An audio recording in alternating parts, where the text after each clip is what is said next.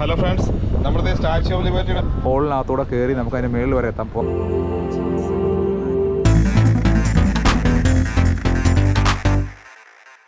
മനോഹരമായ പുൽത്തകടിയോടുകൂടി ഒരു ഗാർഡൻ പരിസരം ഇവിടെയുണ്ട്. അത് വളരെ മനോഹരമായി വൃത്തിയായി സൂക്ഷിച്ചിട്ടുമുണ്ട്. പാർക്കിൽ കൂടെ നമുക്ക് ചവിട്ടി നമുക്ക് നടക്കാം കേട്ടോ, ഒരു വിഷയമില്ല. ഞാനും ഇദ്ദേഹത്തിൻ്റെ പാർക്കിൽ കൂടെ നേരെ കയറി. ഇവിടെ ലോക്കറൊക്കെ ഉണ്ട്, നമുക്ക് സാധനങ്ങൾക്ക് ഇവിടെ ലോക്ക് ചെയ്തിട്ട് നമുക്ക് അതിന് മേളിൽ കയറാം. സ്റ്റാച്യു ലിബർട്ടി ശ്രദ്ധിക്കാൻ പറ്റുമോ? വാ, ക്രൗൺ ടൂർ എന്നൊക്കെ പറഞ്ഞാൽ നമുക്ക് ഇവിടെ നല്ല കാറ്റാണ്, പുക്കുറ്റി കാറ്റാണ്. അങ്ങനെ സ്റ്റാച്യു ഓഫ് ലിബർട്ടിയിലേക്ക് നടന്നു കയറുകയാണ് ഞാൻ. ഇവിടെ വരുന്ന ആളുകൾക്ക് വേണ്ടി പ്രത്യേകം തയ്യാറാക്കിയിരിക്കുന്ന ഒരു ലോക്കർ ഫെസിലിറ്റിയാണ് നിങ്ങൾ ഈ കാണുന്നത്. നമ്മുടെ വസ്തുവകകൾ ഇവിടെ സൂക്ഷിക്കാൻ സാധിക്കും. ടൂറിസ്റ്റ് സ്ഥലങ്ങളിൽ ഇതുപോലുള്ള സംവിധാനങ്ങൾ വളരെയധികം പ്രയോജനകരമാണ്. ഒരുപാട് ലോകരാജ്യങ്ങളിലേക്ക് ഞാൻ ഇതുപോലെ യാത്ര നടത്തിയിട്ടുണ്ടെങ്കിലും ലോക്കർ സംവിധാനങ്ങൾ വളരെ പരിമിതമായേ ലഭിച്ചിട്ടുള്ളൂ. ഇവിടെ വന്നിട്ട് ഇവരോട് ചോദിച്ചത്, ഈ പുള്ളിക്കാരിയുടെ ഇഷ്ടം പോലെ കോയിൻ ഇരിപ്പുണ്ട്, ഇതുകൊണ്ടോ ഈ കോയിൻ തന്നിട്ട് ഒരു സ്കാൻ ചെയ്തതിന് ശേഷം നമുക്ക് കയറ്റാൻ പറ്റുള്ളൂ. ഇത് നിറച്ചും കോയിനാണ്. അതുകൊണ്ടോ യു ഹാഡിങ് ദ കോയിൻ?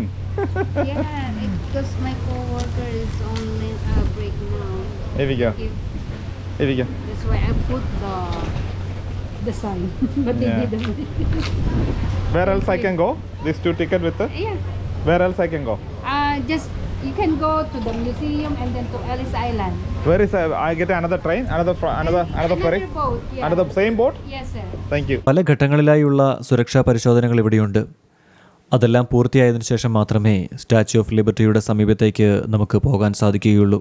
അങ്ങനെ അടുത്ത ഘട്ട പരിശോധനയിലേക്ക് ഞാൻ കടക്കുകയാണ്. ഫ്രണ്ട്സ്, നമ്മളിവിടെ മ്യൂസിയത്തിൽ വന്നു കഴിയുമ്പോൾ ഇവിടെ ധാരാളം കാഴ്ചകൾ കാണാനുണ്ട്. അമേരിക്കയെ ബിൽഡ് ചെയ്ത അമേരിക്കയുടെ ഫ്യൂച്ചർ എങ്ങനെയാണ് അമേരിക്ക ഇവിടെ ഓരോരോ കാര്യങ്ങൾ ചെയ്തതെന്നുള്ള കാര്യങ്ങൾ, ഇവിടുത്തെ കാര്യങ്ങളൊക്കെ ഇവിടെ എഴുതി വെച്ചിട്ടുണ്ട്. അതുപോലെ തന്നെ ഇവിടെ ഓഡിയോ വീഡിയോ വിഷ്വൽസോട് കൂടിയ സംഭവങ്ങൾ നമുക്ക് ഇതെടുത്ത് കഴിഞ്ഞാൽ നമുക്കിവിടെ കാണാനും കേൾക്കാനൊക്കെ പറ്റും. വരുന്നവർക്ക് സമയമുള്ളവരൊക്കെ ഇതൊക്കെ കേട്ട് നോക്കാം കേട്ടോ. ഒത്തിരി ഹിസ്റ്ററികളുണ്ട് ഇവിടെ.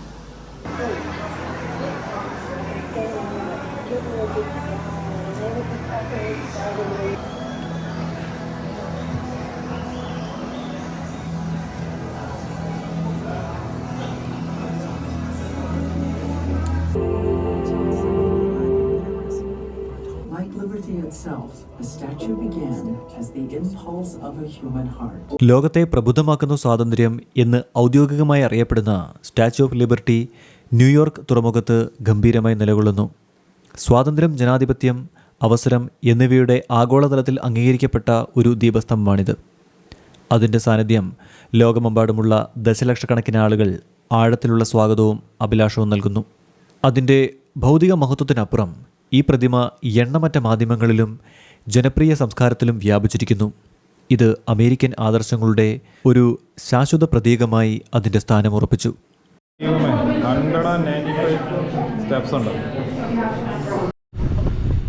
ഹലോ ഫ്രണ്ട്സ്, നമ്മുടെ സ്റ്റാച്യു ഓഫ് ലിബർട്ടിയുടെ മേളിലാണ്. ഒരു കുറച്ചുകൂടെ സ്റ്റെപ്പ് കയറി കഴിഞ്ഞാൽ നമുക്ക് അതിൻ്റെ മേളിൽ ഇവിടെ കയറി നിൽക്കാം. ഒരു സ്റ്റെപ്പും കൂടെ. ഇതിൻ്റെ ഏറ്റവും ടോപ്പ് ലെവലാണ് നമ്മൾ നിൽക്കുന്നത്. അപ്പോൾ നമ്മൾ സ്റ്റാച്യു ഓഫ് ലിബർട്ടിയുടെ മേളിലാണ് കേട്ടോ. ശ്രദ്ധിക്കാൻ പറ്റുമോ?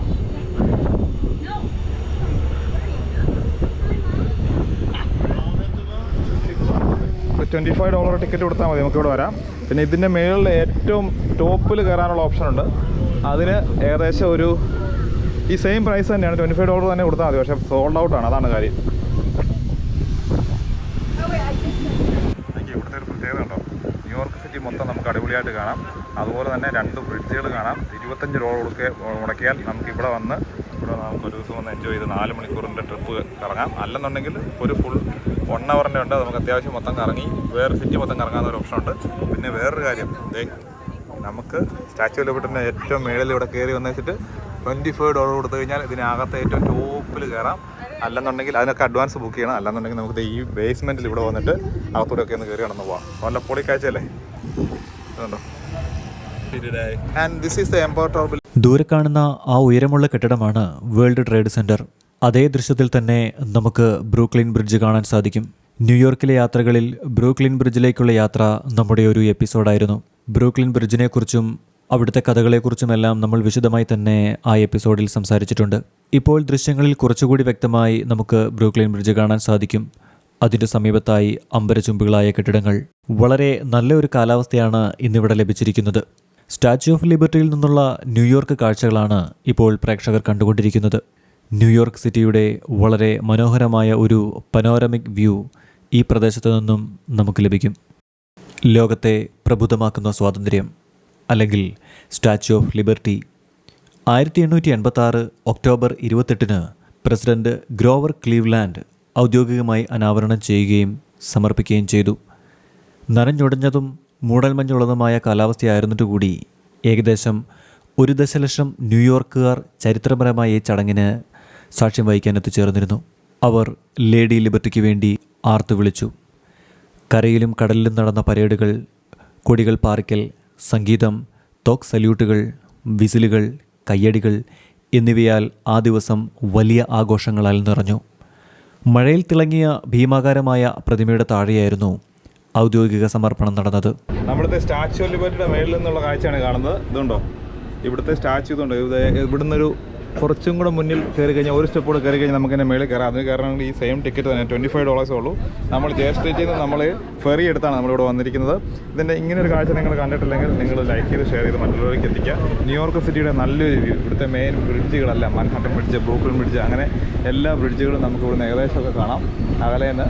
അങ്ങനെ ഇവിടുന്ന് നല്ലൊരു കാഴ്ചയാണ് കേട്ടോ. അപ്പോൾ നിങ്ങൾ വരുന്നവർ കൃത്യമായിട്ട് ഇവിടെ വന്ന് ഈ ഇതിൽ കയറാനായിട്ട്, ഈ നമ്മുടെ സ്റ്റാച്യുവിൽ കയറാനായിട്ട് നോക്കുക. താല്പര്യമുള്ളവർക്ക് ഏറ്റവും ടോപ്പിൽ കയറണമെന്നുണ്ടെങ്കിൽ നമ്മൾ അഡ്വാൻസ് ടിക്കറ്റ് എടുക്കണം.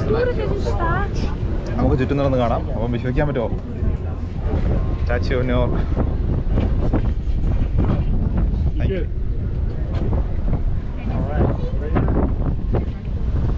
നമ്മൾ അതിലേക്ക് നടന്നു വന്നതാണ്. അവിടെ ഒരു മ്യൂസിയം ഉണ്ട്. അതുപോലെ തന്നെ നമ്മൾ എല്ലിസ് ഐലൻഡിലോട്ട് പോകുന്നുണ്ട്. ന്യൂയോർക്ക് തുറമുഖത്ത് തുറന്നു കിടക്കുന്ന ലേഡി ലിബർട്ടിക്ക് ശ്രദ്ധേയമായ അളവിൽ പാരിസ്ഥിതിക ആക്രമണങ്ങൾ നേരിടേണ്ടി വരുന്നത് ഒരു വസ്തുതയാണ്. കണക്കുകൾ പ്രകാരം ഒരു വർഷം പ്രതിമയ്ക്ക് ഏകദേശം 600 തവണ മിന്നലേൽക്കുന്നുണ്ട്. ശക്തമായ കാറ്റിൽ മുഴുവൻ പ്രതിമയ്ക്കും ഏത് ദിശയിലേക്കും 3 ഇഞ്ച് വരെ ആടാൻ കഴിയും. അതേസമയം അതിൻ്റെ ടോർച്ചിന് ഏറ്റവും മുകളിലായതിനാൽ 5 ഇഞ്ച് വരെ ആടാൻ കഴിയും. പ്രതിമയുടെ പാരിസ്ഥിതിക ആക്രമണങ്ങളെ പ്രതിവർഷം ഏകദേശം 600 മിന്നൽ പിണരുകളും ശക്തമായ കാറ്റിൽ കാര്യമായ ആട്ടവും ഉൾപ്പെടെ ഭൗതികമായി നേരിടാനുള്ള ശ്രദ്ധേയമായ കഴിവ് അത് പ്രതിനിധീകരിക്കുന്ന ആദർശങ്ങളുടെ പ്രതിരോധശേഷിയുടെ ഒരു ശക്തമായ രൂപമായി വർത്തിക്കുന്നു. പാറിപ്പറക്കുന്ന ഒരു അമേരിക്കൻ ഫ്ലാഗ്. അത് കഴിഞ്ഞ് കഴിഞ്ഞാൽ നേരെ നമുക്ക് ഇവിടെ വന്നു കഴിഞ്ഞാൽ ഓപ്പോസിറ്റ് എല്ലിസ് ഐലൻഡാണ്. ആദ്യമായിട്ട് ഇമിഗ്രേഷൻ കാര്യങ്ങളൊക്കെ ഇവിടെ ന്യൂയോർക്ക് ചെയ്തുകൊണ്ടിരുന്നത് അവിടെയാണ്. ആദ്യമായിട്ട് ഇവിടെ മൈഗ്രൻസ് വന്നുകൊണ്ടിരുന്ന സ്ഥലം. ഇവിടെ വലിയൊരു സ്റ്റാച്യു ഓഫ് ലിബർട്ടി മ്യൂസിയവും ധാരാളം പൂക്കളൊക്കെ കാണാം. അടിപൊളി ഫ്ലവേഴ്സ്, ഒരു പ്രത്യേകതരം പൂക്കൾ. നമുക്ക് ഈ മ്യൂസിയത്തിനുള്ളിൽ കയറി കാണാൻ എന്നാന്നുള്ളത്.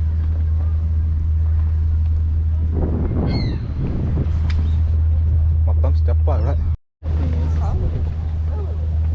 ഓ, നല്ല രസമുള്ള പൂക്കളോട്ടോ. ഒത്തിരി സീകളൊക്കെ വരെ പറന്ന് നടപ്പുണ്ട്. നമ്മൾ സ്റ്റാച്യു ഓഫ് ലിബർട്ടിയുടെ ഫ്രണ്ടിൽ വന്നിരിക്കുകയാണ്. നമ്മൾ ഇറങ്ങി, നമ്മൾ ഇവിടെ വന്ന് ക്രൂയിസ് ഇറങ്ങി നമ്മൾ നേരെ ഇങ്ങനെ കറങ്ങി ഇങ്ങനെ നടന്നു വന്ന് കഴിയുമ്പോഴത്തേക്കും ഏകദേശം മ്യൂസിയത്തിൻ്റെ അവിടുന്ന് ഈ പാർത്ത് കാണുന്നത് ഇവിടെ നടന്നു വന്നു കഴിയുമ്പോൾ നമുക്ക് നേരെ ഇവിടെ സ്റ്റാച്യു ഓഫ് ലിബർട്ടി കാണാം. നിങ്ങൾ ഇവിടെ കഴിയുമ്പോൾ ഇവിടെ വന്ന് ഇതാണ് ഒരു ഫോട്ടോ എടുക്കുന്ന മെയിൻ ഒരു ലൊക്കേഷൻ. ഇതാണ് ഫ്രണ്ട്. നമ്മൾ അവിടെ മ്യൂസിയത്തിൻ്റെ അവിടെ നിൽക്കുമ്പോൾ ബാക്ക് സൈഡാണ് കിട്ടുന്നത്. ഇവിടെ ഇതിന് ഈ സ്റ്റാച്യുവിന് ഏകദേശം 260 ഫീറ്റ് പൊക്കമുണ്ട്. നമുക്ക് ആ ആൾക്കാർ നടക്കുന്നിടം വരെ നിങ്ങൾക്ക് പോകാം. പിന്നെ അതിനകത്തൂടെ ഒരു സ്റ്റെപ്പുണ്ട്. ആ ഹോളിനകത്തൂടെ കയറി നമുക്ക് അതിൻ്റെ മുകളിൽ വരെ എത്താം. പുറത്തൊന്നും ഇറങ്ങാൻ പറ്റത്തില്ല. അതാണ് ഫ്രീഡം എന്നുള്ളതാണ്. അമേരിക്കയുടെയും ഫ്രാൻസിൻ്റെയും കൂടെ ഒരു ഫ്രീഡം എന്നുള്ളതാണ്. ഫ്രഞ്ച് സർക്കാർ അമേരിക്കയ്ക്ക് കൊടുത്ത ഒരു ഗിഫ്റ്റാണിത് 1886. ഇത് അതുപോലെ തന്നെ പലരും ഇതിൻ്റെ ബേസ്മെൻറ്റ് കാര്യത്തിലൊക്കെ പലരും ഐഡിയ വെച്ച് അങ്ങനെ അവസാനം 1886 വലിയ ജനാവലിയുടെ സ്ഥാനത്തിൽ ഇവിടെ സ്ഥാപിച്ചൊരു സ്ഥാപനമാണ്. നിങ്ങൾ ആദ്യമായിട്ട് വീഡിയോ കാണുന്നെങ്കിൽ ലൈക്ക് ചെയ്യാനും ഷെയർ ചെയ്യാനും മറക്കണ്ട. ഫ്രണ്ട്സ്, സ്റ്റാച്യു ഓഫ് ലിബർട്ടി നമ്മുടെ എല്ലാ മലയാളികളിലും ഇവിടെയൊക്കെ വരണമെന്ന് എല്ലാ ആൾക്കാരുടെയും സ്വപ്നമായിരിക്കും. അങ്ങനെ ഞാനും ഐ ട്രാവൽ ഫാമിലിക്കൊപ്പം നിങ്ങൾക്ക് ഇവിടെ വന്നിരിക്കുകയാണ്. നിങ്ങൾക്ക് ഇഷ്ടപ്പെട്ടാൽ വീഡിയോ ഷെയർ ചെയ്ത് കാണാൻ മറക്കരുത്. Thank you. നമ്മൾ US വന്നപ്പോൾ ന്യൂയോർക്കിൽ സ്റ്റാച്യു ഓഫ് ലിബർട്ടി കണ്ടാണ്. ഇവർ ഒരുമിച്ച് ഒരു നേഴ്സിംഗ് കോളേജിൽ പഠിച്ചത്. ഏത് നേഴ്സിംഗ് കോളേജാ? ഇവർ US ഓസ്ട്രേലിയയിലും ലണ്ടനിലും ഒക്കെ ആയിട്ട് സെറ്റിൽ ചെയ്തതാണ്. ഞാൻ ഇവിടെ വന്നപ്പോൾ കണ്ടതാണ്. അപ്പോൾ എല്ലാവരും ഒരു ഹായ് പറഞ്ഞേരെ. മലയാളീസ് എവിടെ ചെന്നാലും പൊളിയാണ് സംഭവമാണിത്. നമുക്ക് ഇതിനെക്കുറിച്ച് ഇവിടെ ഒത്തിരി കാര്യങ്ങളൊക്കെ എഴുതി വെച്ചിട്ടുണ്ട്. ഇതിൻ്റെ ഹിസ്റ്ററി ഇവിടെ മ്യൂസിയത്തിലൊക്കെ കാര്യങ്ങളൊക്കെ പറയുന്നുണ്ട്. അപ്പോൾ statue of liberty, freedom from slaves and freedom to live. അതാണ് ഇവരുടെ അമേരിക്കയുടെ ഫ്രാൻസിൻ്റെയും കൂടെ ഒരു കൊളാബറേഷനും ലവും എല്ലാം കൂടെ ഒരു ഗിഫ്റ്റും ഒക്കെയാണ് ഈ സംഭവം എന്ന് പറയുന്നത്. അത് നമ്മളുള്ളത് ന്യൂയോർക്കിലാണ് കേട്ടോ ഗായ്സ്. അതുകൊണ്ടോ ഇനി ഇവിടെ ഇത് കഴിഞ്ഞിട്ട് നമ്മൾ ഇവിടെ വന്നു കഴിയുമ്പോൾ നമുക്ക് 2-3 കാഴ്ചകളുണ്ട്. ഇവിടുത്തെ മെയിൻ ബ്രിഡ്ജുകൾ നമുക്ക് കാണാം. ബ്രൂക്ലിൻ ബ്രിഡ്ജ്, അതുപോലെ അവിടെ കാണുന്നതാണ് ബ്രൂക്ലിൻ ബ്രിഡ്ജ്. ഈ മൻഹാട്ടൻ ബ്രിഡ്ജാണെന്ന് തോന്നുന്നു. അതുപോലെ തന്നെ വില്യംസ് ബ്രിഡ്ജ്, അങ്ങനെ കുറേ ബ്രിഡ്ജുകളുണ്ട്. ഇതുണ്ടോ, നല്ല ഈ ഷിപ്പിൽ നമുക്കൊരു 4 മണിക്കൂർ ഇവിടെ വന്ന് കറങ്ങി, ഇവിടെ വന്ന് ഇറങ്ങി ആവശ്യം സംഭവം പോലെ നമുക്ക് ഇറങ്ങി ഇഷ്ടം. ന്യൂയോർക്കിൽ ഞാൻ നടത്തിയ യാത്രകളിൽ സ്റ്റാച്യു ഓഫ് ലിബർട്ടിയിലേക്ക് നടത്തിയ ഈ യാത്രയുടെ ഈ അധ്യായം ഇവിടെ അവസാനിക്കുകയാണ്. നിങ്ങളുടെ വിലയേറിയ അഭിപ്രായങ്ങൾ കമൻറ്റ് ബോക്സിൽ രേഖപ്പെടുത്തുമല്ലോ. നമുക്കപ്പോൾ മറ്റൊരു എപ്പിസോഡിൽ കണ്ടുമുട്ടാം. നന്ദി.